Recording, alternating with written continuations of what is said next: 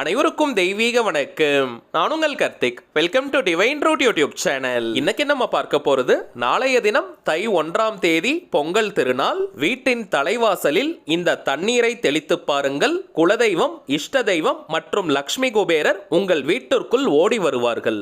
நம்ம யூடியூப் சேனல்ல பொங்கல் திருநாளை முன்னிட்டு நிறைய சிறப்பு பதிவுகளை பார்த்துக்கிட்டு இருக்கோம். பொங்கல் தினத்தன்று காலையில் எழுந்ததும் நாம் கண்விழிக்க வேண்டிய பொருட்கள் என்ன, எந்த நேரத்தில் பொங்கல் வைக்க வேண்டும், மிக முக்கியமாக நாளைய தினம் நாம் வாங்க வேண்டிய பணவசிய பொருட்கள் என்ன, இதை தாண்டி பொங்கலும் பஞ்சமி திதியும் சேர்ந்து வருவதனால நாம் செய்ய வேண்டிய வராகியம்மனின் திருநாம ஜபம் மற்றும் நாம் செய்ய வேண்டிய ஒரு சின்ன ரகசிய வழிபாட்டு முறையையும் நம்ம பார்த்தோம். இந்த பதிவுகள் எல்லாமே நம்ம டிவைன் ரூட் சேனல்ல லேட்டஸ்ட் வீடியோஸை நீங்க செக் பண்ணி பார்த்தீங்கனாலே அவைலபிளாக இருக்கும். மேலும் இந்த வீடியோவோட ஐ பட்டன்லயும் நான் கொடுக்கறேங்க, என் கார்ட்லயும் சில வீடியோஸை கொடுக்கறேன். தேவைப்படுறவங்க நீங்க செக் பண்ணி பாருங்க.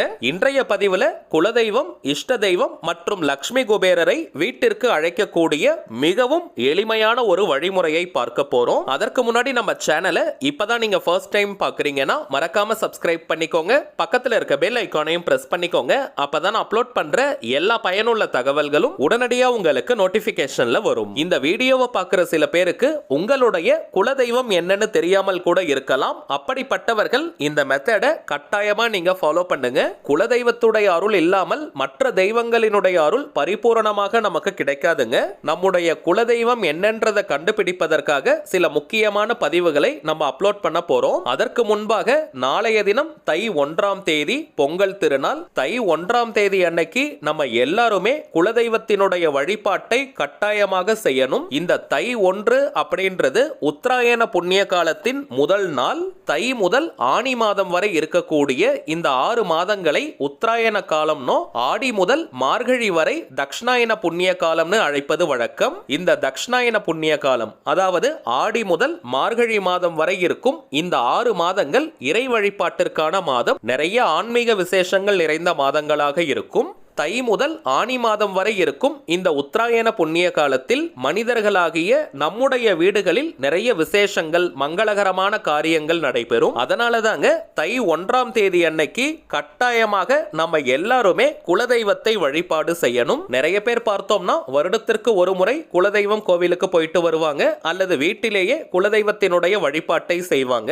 இதை தவிர்த்து சில குறிப்பிட்ட விசேஷ நாட்களிலும் குலதெய்வத்தை நாம் வழிபாடு செய்யணும். இன்னும் சில பேருக்கு குலதெய்வம் என்னன்னு தெரியாமல் கூட இருக்கலாம். அதுல சில பேர் அதை தெரிஞ்சுக்கணும்ன்றதுக்கான முயற்சியை செய்வாங்க. இன்னும் சில பேர் அதற்கான முயற்சியை செய்யாமல் கூட இருப்பாங்க. அப்படி இருக்க கூடாதுங்க.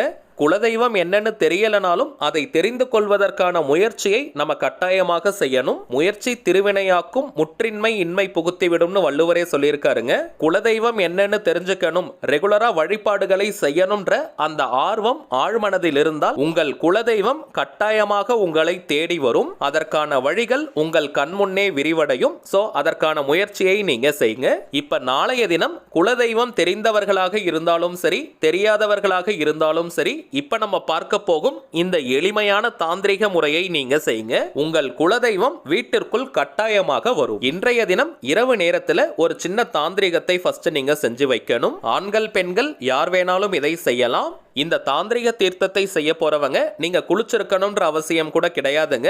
அசைவம் நீங்க சாப்பிட்டிருந்தாலும் இந்த மெத்தடை ஃபாலோ பண்ணலாம். பெண்கள் தீட்டு நேரமாக இருந்தால் மட்டும் இதை நீங்க செய்ய வேண்டாம். வீட்டில் இருக்கக்கூடிய வேறு நபர்கள் கிட்ட சொல்லி செய்ய சொல்லுங்க. ரொம்பவுமே சிம்பிளான மெத்தட் தாங்க. இன்றைய தினம், அதாவது ஜனவரி 14 ஞாயிற்றுக்கிழமை இரவு 8 மணிக்கு மேல எப்ப வேணாலும் இதை நீங்க செஞ்சு வைக்கலாம். ஒரு சின்ன பாத்திரத்துல அல்லது சொம்புல கொஞ்சமா பன்னீர் நீங்க எடுத்துக்கோங்க. மீடியம் சைஸ் பன்னீர் பாட்டில் இருந்தாலே போதும். அதை நீங்க எடுத்துக்கோங்க.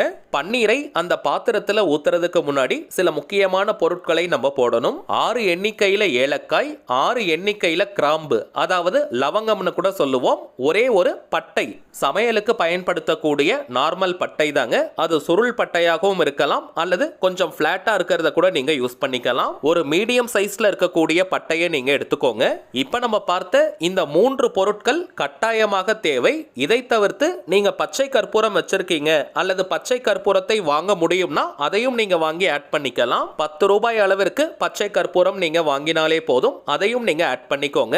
அதை நீங்க தூள் பண்ணியும் ஆட் பண்ணிக்கலாம், அல்லது டைரக்டா கூட போடலாம். இப்ப நம்ம பார்த்த 6 ஏலக்காய், 6 கிராம்பு, ஒரு துண்டு பட்டை மற்றும் பச்சை கற்பூரம். இந்த பொருட்களை எல்லாம் அந்த பாத்திரத்துல போட்டுட்டு இப்ப பன்னீரை நீங்க ஊத்திடுங்க. குறைந்தபட்சம் 1/4 லிட்டருக்கு மேல பன்னீர் இருப்பதை போல நீங்க பார்த்துக்கோங்க, அல்லது 1 டம்ளர் பன்னீர்னு நீங்க கணக்குல எடுத்துக்கோங்க.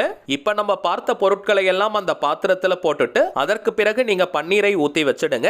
நைட்டு முழுவதும் அந்த பொருட்கள் பன்னீரில் ஊறட்டும். ஒரு சின்ன தட்டு அல்லது கிண்ணம் போட்டு அந்த பாத்திரத்தை நீங்க மூடி வச்சிருங்க. வீட்டின் எந்த பகுதியில வேணாலும் அந்த பாத்திரத்தை நீங்க வைக்கலாம். இந்த ஏலக்காய், கிராம்பெல்லாம் நீங்க புதியதாக வாங்கணும்னு கிடையாதுங்க. வீட்டில் ஆல்ரெடி நீங்க வச்சிருந்தீங்கன்னா அதையே நீங்க யூஸ் பண்ணிக்கோங்க. இப்ப நீங்க காலையில் எழுந்ததும், அதாவது நாளைய தினம் ஜனவரி 15 திங்கட்கிழமை அன்னைக்கு விடியற் காலை 4 மணி முதல் காலை 8 மணிக்குள்ளாக இந்த தண்ணீரை வீட்டின் நிலைவாசல் மேல நல்லா நீங்க தெளிச்சு விடுங்க. அதே போல தலைவாசலுக்கு கொஞ்சம் வெளிப்பகுதியிலும் நீங்க தெளிக்கலாம். நாளைய தினம் பொங்கல் தினமாக இருப்பதனால வீட்டின் வாசற்கதவிற்கு மஞ்சள் குங்குமம் வைக்கும் பழக்கம் இருக்கும். அப்படிப்பட்டவங்க இந்த தண்ணீர்லயே நீங்க கழுவிட்டு மஞ்சள் குங்கும பொட்டை நீங்க வைக்கலாம். வீட்டின் தலைவாசலுக்கு பக்கத்துல கோலம் போடுறவங்க இந்த தண்ணீரை நீங்க தெளிச்சிட்டு அதற்கு பிறகு கோலம் போடலாம். நீங்க குளிச்சிட்டு தான் இதை செய்யணும்னு கிடையாதுங்க. அல்லது நீங்க குளிச்சிட்டு தான் கோலம் போட போறீங்க, வாசல் தெளிப்பீங்கன்னா அந்த நேரத்திலும் இதை நீங்க செய்யலாம். ஆனால் விடியற் காலை 4 மணி முதல் காலை 8 மணிக்குள்ளாக இதை நீங்க செஞ்சு முடிச்சிருங்க. இந்த தீர்த்தத்தை நீங்க வாசற்படிக்கு மேல தெளிக்கும் பொழுது குலதெய்வம் வீட்டுக்குள்ள வரணும்னு மனதார நீங்க பிரார்த்தனை பண்ணிக்கிட்டே தெளிக்கணும். அதே போல லக்ஷ்மி குபேரர் வரணும், உங்களுடைய இஷ்ட தெய்வம் என்னவோ அந்த தெய்வமும் வீட்டுக்குள்ள வரணும்னு மனதார நீங்க பிரார்த்தனை பண்ணிக்கிட்டே தெளிக்கணும். நிலைவாசலின் கதவு, அதாவது மெயின் டோர்லயும் இந்த தண்ணீரை கொஞ்சம் நீங்க தெளிச்சு விடலாம். மீதம் இருக்கக்கூடிய தீர்த்தத்தை வீட்டின் தலைவாசலுக்கு கொஞ்சம் வெளிப்புறமாக நீங்க ஊத்திடுங்க. தீர்த்தத்தில் இருக்கக்கூடிய கிராம்பு, ஏலக்காய் மற்றும் பட்டையை நீங்க செடிகள், புதர்களுக்கு பக்கத்துல தூக்கி போட்டுருங்க, அல்லது கால்படாத இடமாக எங்கேயாவது போட்டுருங்க. எப்பவுமே நம் வீட்டின் தலைவாசல் பகுதியில தாங்க நம்முடைய குலதெய்வம் இருந்து நம்மை ஆசீர்வதிப்பதாக ஐதீகம். தலைவாசற்காலுக்கு மஞ்சள் குங்கும பொட்டு வைப்பதற்கான காரணமே குலதெய்வத்திற்கான வழிபாட்டு முறைதாங்க.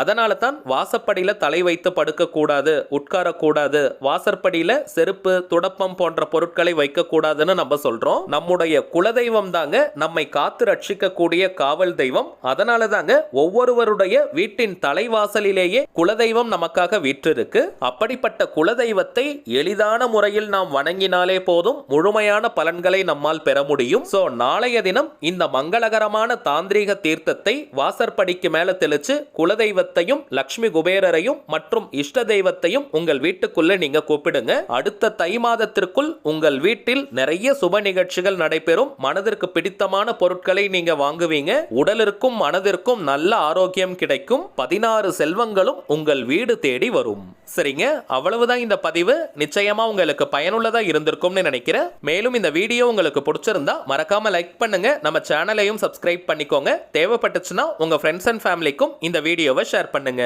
அடுத்ததா இன்னொரு முக்கியமான தலைப்போட நான் உங்களை சந்திக்கிறேன். என்றும் அன்புடன் கார்த்திக். நன்றி.